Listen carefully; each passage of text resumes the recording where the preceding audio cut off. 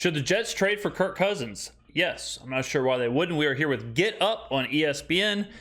It makes perfect sense. The Vikings are 0-2. I think they want to offload Cousins after this year anyways. The Jets have a win-now situation, and they ain't winning nothing with Zach Wilson. It makes sense for both sides. It makes sense for Minnesota to get some assets back, kind of figure out where they're going moving forward.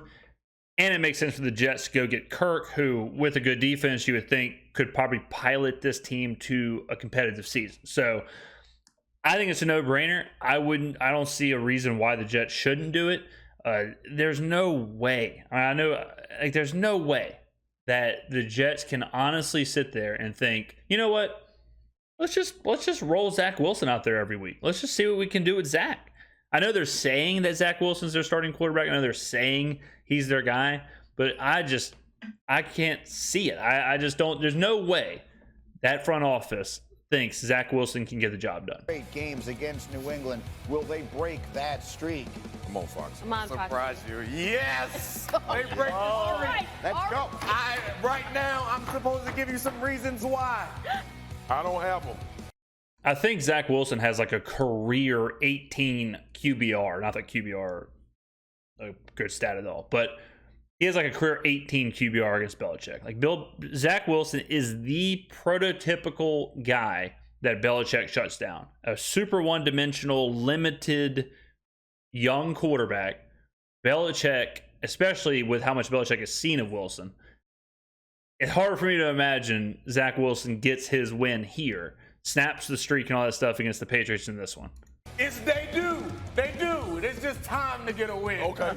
They can't lose 15. So what you're saying is you don't really mean it. No, I mean it. I'm just playing. They got a great. So the fact of the matter is they have a great defense. They're going up against an offense that is not very impressive. Doesn't have anything that threatens you. I think that they're going to create turnovers, create a short field, and as hard as we have been on Zach, he is a little bit better. I think he can put together enough points to support that defense going up against another great defense to get them a win this week.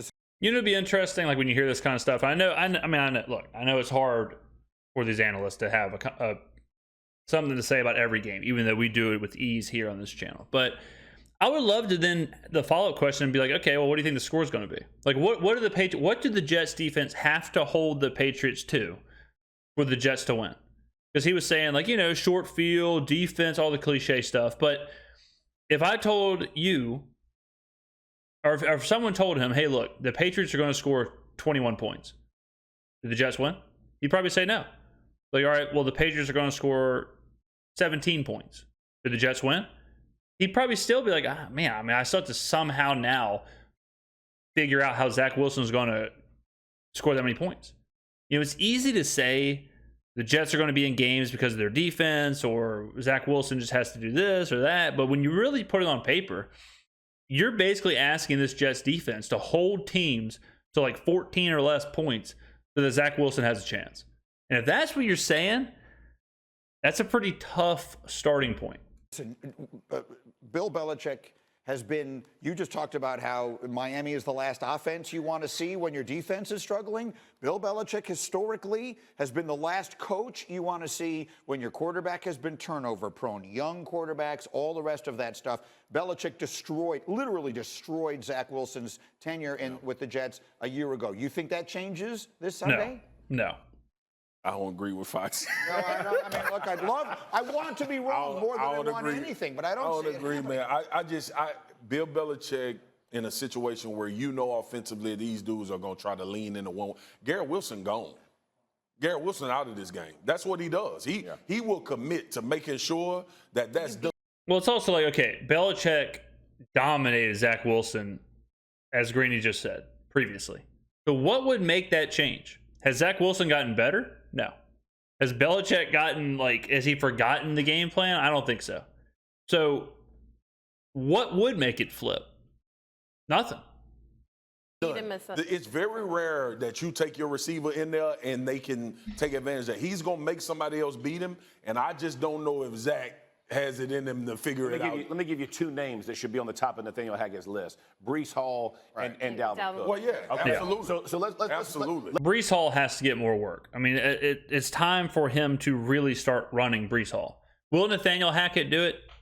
With him, who Who knows? Let's take a little pressure off Zach Wilson and give some to the offensive coordinator. They played Dallas, and the defense that we know is just killing folks, and they run max protection one time. Yeah. If they do that against the Patriots, they're going to get 8 up. Okay, so like let's bring in personnel that helps our quarterback. Let's get Breece Hall touches. Let's get Cook touches. Garrett will be out of the game. You're 100% right. So what are we going to create for our second and third receivers, tight ends? What's our matchup there? But be thoughtful about how you can help this young quarterback be better against Bill Belichick. Because let me tell you something. I don't care how good a coordinator. If physicality matters in the NFL, it don't matter. Hackett has struggled. I mean, no doubt about it. And Hackett was brought in to New York because of his relationship with Aaron Rodgers. So that's not a great situation when Aaron Rodgers is no longer there, right? So now it's up to Nathaniel Hackett, who this whole time he was thinking, sweet, I get to coach my guy, Aaron Rodgers, and now all of a sudden he has to actually do some serious work here, propping Zach Wilson up and figuring out how to run this offense. And like Jeff just said, it starts with Breece Hall. It starts with Dalvin Cook. You can't, like Zach Wilson's not going to be able to do it on his own, especially against Bill Belichick. So if I'm a Jets fan this week, I'm begging for Breece Hall to get 15, 20 touches. You go put it in, you go make it happen in that line of scrimmage. I don't care what coach it is, it can't change it. So that's what I want if I'm the Jets. Please take Garrett Wilson out of the game. Exactly. We saw what happened last week. They took Tyreek Hill out of the game. Mostert got busy. If I am the Jets, please double Garrett Wilson so we can take the pressure off of Zach and we can hand it to Breece and he can go for 150 and we can get a win. To be clear, I'm not saying I don't think the Jets can win, but I don't think that's the way they win. I think they win this game 13-10. They win. See, exactly what I was asking. Exactly what I was asking. Greeny delivers. Like when you try and game script a win, you game script how you see it happening. That's pretty much it. It's pretty much a 13-10, 14-10 kind of situation. And when you're on that thin of a razor's edge, it's hard.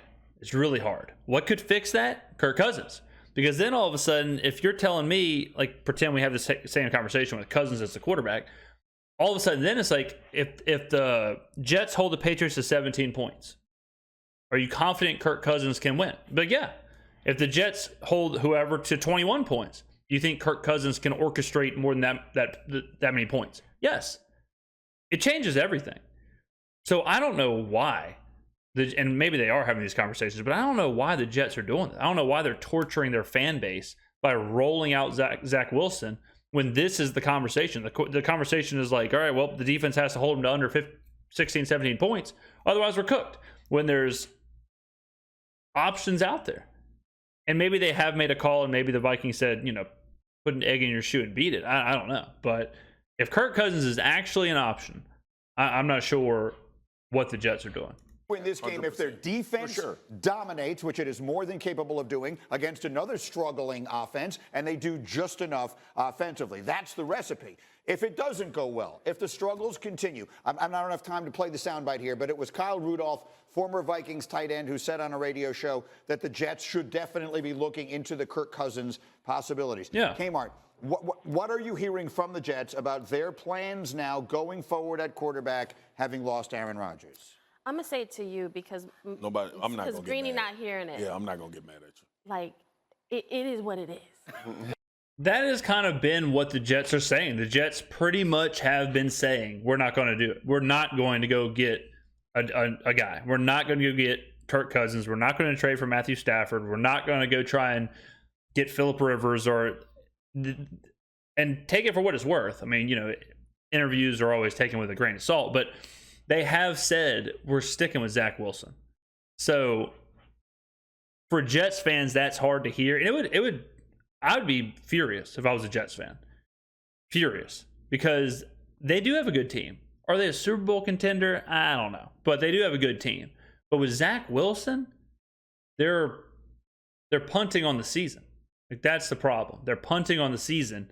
And man, I mean, for a fan base as proud as the Jets fan base, 2 games in, that's got to be brutal to hear. Like, it is what it is. Like, Greeny expects some guy to come in right on the horse. Nobody's coming. He ain't coming. The Cavalry's not coming. It is Zach Wilson. Zach Wilson has to figure it out. This coaching staff has to figure it out with Zach Wilson. I am sorry. Kirk Cousins, I get it. It makes sense when we're just throwing names against the wall. It is not happening today, tomorrow, next week. I don't know what y'all want from me. K-Mar, I'm with you. I got to support you on this. I just don't think it's going to happen. It's not like he's Y'all not just crush- coming. you just Green. crush I know it's not happening this week. No. We're going to get a picture from Stacey on. What I'm curious about is that I agree. Like, it's not obviously not happening this week. But if Wilson continues, let's say he's absolutely awful the next 2 weeks.